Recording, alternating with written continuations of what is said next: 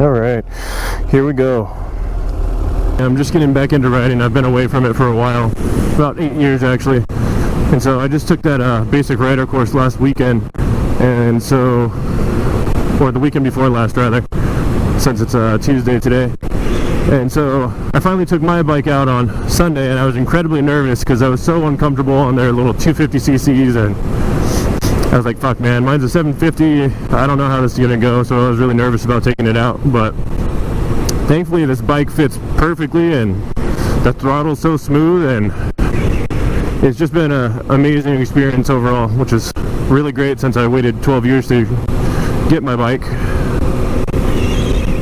Before, when I used to ride, I always used to ride family's bikes, so I never had my own. This is my first ever bike and my first brand new anything, so it's pretty awesome. I waited a while for this.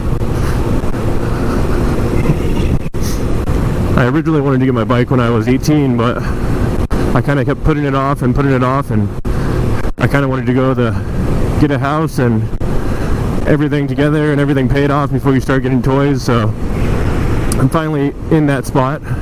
And also, I finally just turned 30 this year, so I can finally afford full insurance, which is awesome. Alright. Constantly have to try and remind myself to look where I want to go. It's been a while since I've been on a bike, and my natural reaction now is to look at the floor right in front of me, and that's hopefully not where I'm going to end up, so it's a work in progress. No, really, I'm fucking out of my element, trying to get back into it and get comfortable and all that good stuff. I forgot how much I loved riding though. It's kind of a pain in the ass to go for a ride though, because I live on top of a mountain, so our road is super sketchy, and it's all gravel and dirt, and we're about 2.5 miles off the county road, so 2.5 miles to get to a paved road to ride on. So I looked at a couple different methods to try and get it down the mountain. We started with the cheapest option, which was a ramp. It was only like 8 feet, and our truck's a little bit lifted, so that was not really a good option for us. It felt super sketchy. And then we went with then we tried one of those motorcycle carriers.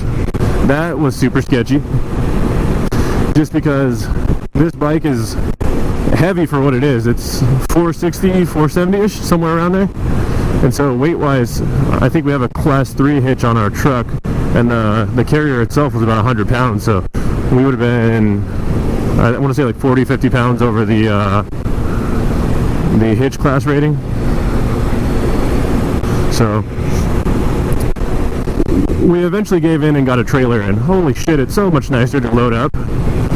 I could just ride my bike on there, no craziness of trying to push it or go up any steep inclines. It's so freaking smooth and nice. The only thing is it's a pain in the ass to have to bring a trailer everywhere or down the mountain every time I want to go for a ride.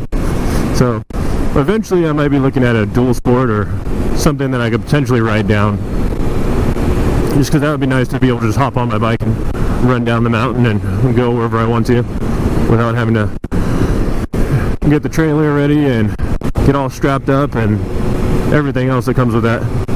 But for now it works. Plus my wife is probably happy that now I can take a break from looking at Craigslist and all the bikes on there. I was really debating if I wanted to get a bike off of Craigslist or if I wanted to get something brand new. And what kind of swayed me was I originally had 12 bikes that I wanted, and so I kept changing my mind every once in a while, and then finally I went into a couple different shops and sat on all of them and gauged height and everything, since I'm 6'4" and 280. So there was a couple that I felt like a freaking circus bear on that little tiny bicycle, and I actually looked like that too, so I looked kind of goofy on a lot of them. So finally I settled on this one, and I ended up getting it new just because this bike is not really popular in the United States. I think I'm like the first person, or I'm the only person that owns it. No, I think there's 5. So I got a killer deal on it. It's originally $79.99, so about $8 basically. And with all the shit they tack on, it came to $9,500 out the door. But the dealership that I went to, they had 3 on hand since 2015. So they were all marked down to $6,500, I want to say. And at the time there was a $500 Suzuki discount or a 0% interest rate. So Anyways, long story short, out the door I ended up getting it for $7,500, which to me was awesome, an awesome price, because I was getting a bike for my birthday in February. I really probably should have just waited for a couple months, because now there's tons of bikes all on Craigslist, but I wanted it at my birthday, and so we ended up driving across the state. I'm in the Spokane area, so the east side, and we drove to Seattle and then Vancouver, the west side, and so I picked it up there because at the time all the bikes on Craigslist were around $5,000. There wasn't a whole lot available in that time frame, but the ones that were available were around $5,000 for used bikes with 5,000 plus miles on them. So to me it was a no-brainer. I didn't want to inherit someone else's problems, and it wasn't too much more expensive.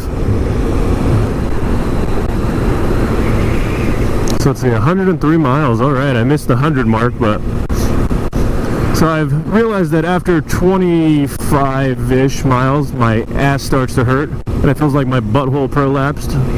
So I think that's just something I gotta get used to, seat time, and maybe eventually my butthole won't feel like it's gonna either fall off or swallow my seat. Maybe. Holy fuck, I feel like I'm gonna get blown away. It's funny, you get beat up on these standard naked bikes, but I kind of like that feeling. I mean, I don't like when there's a crazy wind and I'm going 60 or 70 and I feel like I might fly off, but I don't know. It just seems like the full-on motorcycle experience. You kind of get beat up by the wind, so you just remember you're on two wheels and you're not caged into anything. It's kind of a cool feeling.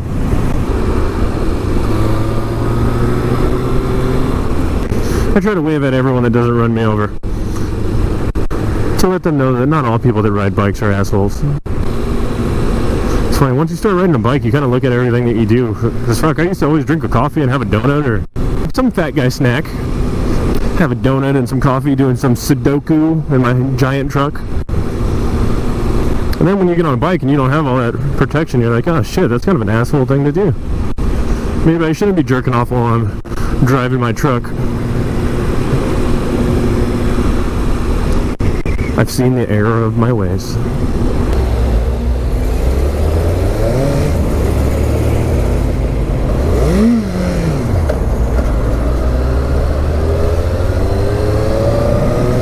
How embarrassing, how embarrassing.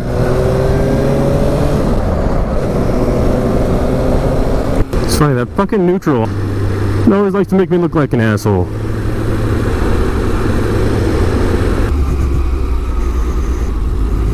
Taco Bell, I'm gonna eat you.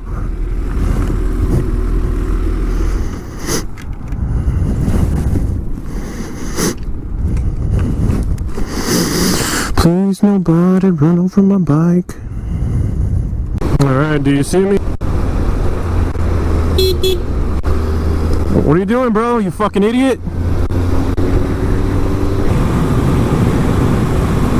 It's fun, I want to go ride for as long as I can, but I still gotta trailer my bike up the mountain, put it away in the shop, get it all wiped down and covered and put to bed basically. So I'm gonna have to cut this ride a little bit short and get to it.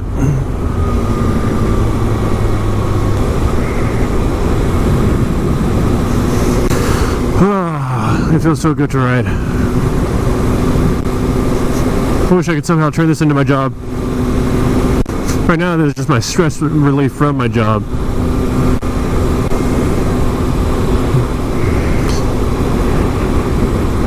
It's so nice to get off work and then go hop on my bike and go for a ride. Especially with the weather starting to warm up and it being nice out. Come on, please still be there, truck. I'm choosing to have faith in humanity this time. First and potentially last time. But we'll find out right now. Alright.